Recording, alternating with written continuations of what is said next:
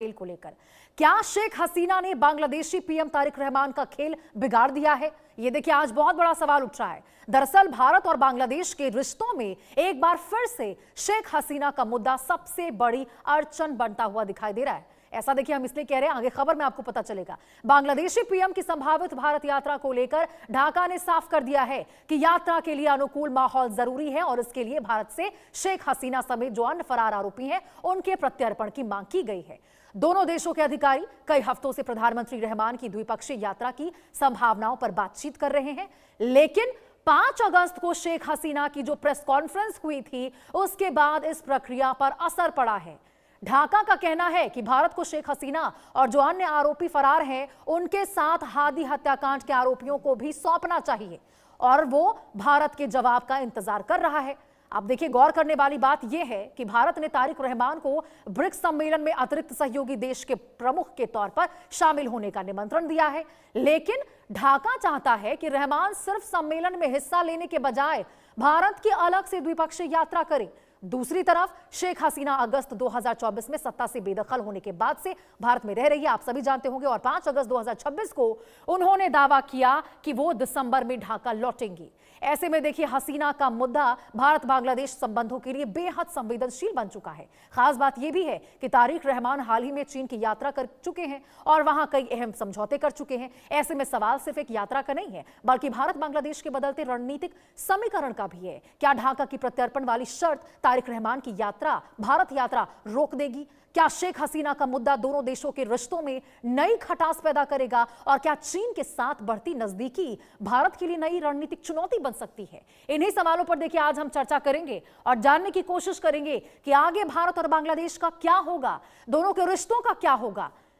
और ये जानकारी हम आपको देंगे, विशेष बातचीत करेंगे। विदेश मामलों की जानकार श्रुति दासगुप्ता जी हमारे साथ जुड़ेंगी, उनसे बातचीत करेंगे, उनसे जानने की कोशिश करेंगे कि आखिरकार ये जो एक शर्त रखी गई है भारत के सामने कि तारिक रहमान भारत का दौरा तभी करेंगे जब यहां पर शेख हसीना और तमाम जो फरार लोग हैं वो प्रत्यर्पण करेंगे। विदेश मामलों की जानकार श्रुति दासगुप्ता जी हमारे साथ खास बातचीत में जुड़ चुकी है। श्रुति जी, बहुत बहुत स्वागत है आपका इंडिया न्यूज पर इस खास बातचीत में जुड़ने के लिए। श्रुति जी, जरा इस बात को बताइए कि क्या ये जो बांग्लादेश है वो जो शर्त रखा गया है भारत के सामने तारिक रहमान को लेकर कि भाई यात्रा तो तभी करेंगे जब शेख हसीना का प्रत्यर्पण होगा, जिसको आपने छुपा रखा है, बिठा रखा है, ये क्या रणनीतिक और कूटनीतिक तरीके से दबाव बनाने की भारत पर एक रणनीति है बांग्लादेश की, और इसी के तहत ये बड़ा शर्त रखा गया है? कैसे देख रहे हैं इसको? नमस्कार रोशनी जी, आपको और आपके दर्शकों को। ये समझ लीजिए कि बांग्लादेश ब्रिक्स का हिस्सा नहीं है, जैसे आपने कहा। उसको हमने इनविटेशन दिया है क्योंकि हम बिमटेक जो उनके साथ रन करते हैं, जो बे ऑफ बंगाल के मल्टी फैसेटेड ट्रेड और इकोनॉमिक कॉरिडोर को एड्रेस करता है, उसका चेयर इस वक्त बांग्लादेश है। तो इसके तहत हमने उनको एक बैकडोर एंट्री देने की, सहयोगी नेशन देने की हमने ये कोशिश करी है कि आइए इसके चलते, क्योंकि इंडिया चाहता है बिमटेक और आपके ब्रिक्स के बीच में एक लिंक पैदा हो और ये भी एक बड़ा इकोनॉमिक फोरम बन जाए। इसमें डायरेक्टली उसको अडॉप्ट करने की बात नहीं है बिमटेक को इसके अंदर, और ना ही ब्रिक्स जो है वो दूसरी ऑर्गेनाइजेशंस को सब लेना चाहता है। ये जस्ट एक कोलैबोरेशन के लिए बुलाया जा रहा है। तो अब ये हमने अपनी तरफ से एक फ्रेंडली जेस्चर उनकी तरफ डाला है। दूसरी बात यह है कि जो अभी हाल फिलहाल में जो शेख हसीना की कॉन्फ्रेंस हुई थी इंटरनेशनल लेवल पे, उसका ना इंडिया ने ना उनको उसको होस्ट किया था, ना इंडिया ने उनको प्लेटफॉर्म दिया था। वो एक इंडिपेंडेंट इंटरनेशनल लेवल की कॉन्फ्रेंस है जिसपे उन्होंने खुद अपना भाषण दिया था। उससे इंडिया या इंडिया के पहल का या इसका कोई रिफ्लेक्शन नहीं है। तो इंडिया ने अपने आप को शेख हसीना के स्टेटमेंट से दूर रखा है। और तारिक रहमान का अनफॉर्चुनेट पार्ट ये है कि वो एक ऐसे एनवायरनमेंट में जाके पीएम बने हैं जहां उनके रेडिकल एलिमेंट जो हैं बांग्लादेश के, वो बहुत ज्यादा बढ़ चढ़ के आवाज करते हैं। जिन लोगों के साथ वो कभी मिल के सरकार बनाया करते थे, वही रेडिकल एलिमेंट्स आज उनके ऑपोजिशन हैं, और इसीलिए उन्हें कुछ जो है चीजें इस तरह से करनी पड़ती हैं जिससे वो रेडिकल एलिमेंट जो हैं वो अपने वोटर ग्रुप को ज्यादा एक्टिवेट ना कर पाए। दूसरी बात यह है कि जो यूनुस रेजिम के एडवाइजर थे फॉरेन अफेयर्स के, वो आज भी इनके एडवाइजर भी हैं। ये वही मनुष्य हैं जो अभी कुछ दिन पहले आए थे दिल्ली में बिना डिप्लोमेटिक पासपोर्ट के, और फिर जब उनकी चेकिंग वेकिंग सब हुई तो उनको बहुत इंसल्ट फील हुई, और वो बिना अटेंड करे वो कॉन्फ्रेंस वापस चले गए, और उसके बाद बहुत अनडिप्लोमेटिक कॉन्वर्सेशन बांग्लादेश की तरफ से आई हुई है। इंडिया बहुत ही सहज सरल तरीके से बार बार बता रहा है हमें पेशेंस रखनी है, हम पेशेंस रखते हैं। ये अपॉर्चुनिटी बांग्लादेश के लिए, क्योंकि उनकी इकोनॉमी सफर कर रही है, क्योंकि उनको इंडिया के साथ जो गंगा ट्रीटी है उसके ऊपर, वाटर शेयरिंग ट्रीटी के ऊपर बात करनी है, क्योंकि उनको जो बॉर्डर फेंसिंग चल रही है उसके ऊपर बात करनी है, इंटेलिजेंस शेयरिंग के ऊपर बात करनी है। तो बहुत सारे ऐसे इश्यूज हैं जो दो बायलैटरल नेशंस की तरफ से हम कर सकते हैं, पर ये इनविटेशन बायलैटरल के लिए नहीं गया था, ये बिमटेक के नाम पे उनको दिया गया था। वो अगर इसको रिजेक्ट करते हैं या इसके ऊपर कोई और कैविएट लगा के ये प्रोजेक्ट करना चाहते हैं कि देखिए हम इंडिया के ऊपर किस तरह से अपनी बात का जो है वजन डाल रहे हैं, तो उसमें लॉस इंडिया का नहीं, इसमें लॉस बांग्लादेश का है, क्योंकि वो इस वक्त किसी एक बड़े कोलैबोरेशन के चेयर हैं।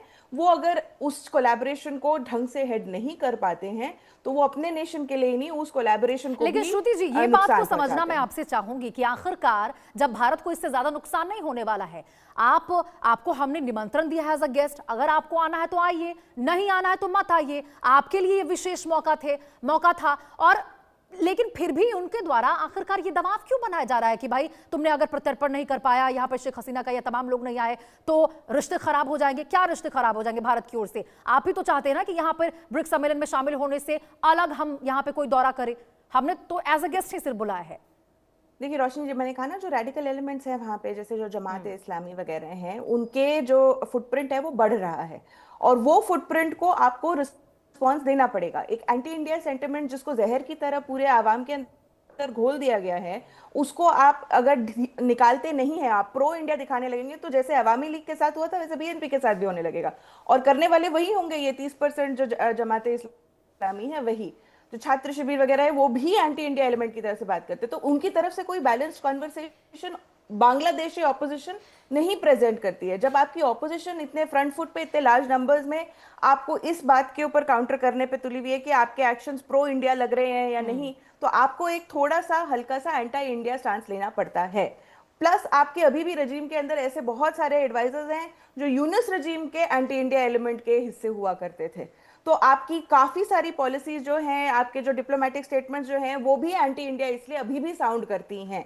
तो क्या लगता है श्रुति जी, यहाँ पे भारत का क्या रुख होगा? क्योंकि अभी हम जिस प्रकार से देख रहे हैं, क्या बांग्लादेश और भारत के बीच में हर बात में शेख हसीना का मुद्दा आएगा, बार बार यहाँ पर ये चीज इसी प्रकार से बढ़ता जाएगा, तो रिश्ते क्या होंगे दोनों देश के बीच?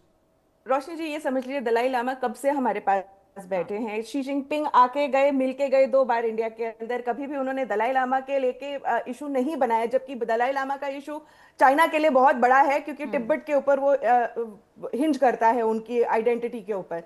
तभी भी शी जिनपिंग आके गए, उन्होंने, चाहे वो कुछ भी इस चीज को लेके कोई भी बातचीत होती है, डिप्लोमेटिक हेड्स को अपनी डिप्लोमेसी अलग लेवल पे रन करनी चाहिए अगर आपकी कोई मिलिट्री स्टैंड ऑफ नहीं है। जैसे हमारा पाकिस्तान के साथ मिलिट्री स्टैंड ऑफ है, इसीलिए हम उनके साथ बातचीत अब नहीं कर रहे हैं। चाइना के साथ डायरेक्ट जब हमारा मिलिट्री स्टैंड ऑफ गलवान के बाद होने लगा, तो इसीलिए हम उनके पास नहीं जाए। जब वो स्टैंड ऑफ पीछे आया तब हम एससीओ समिट में मिलने गए उनके पास जिनजियांग में।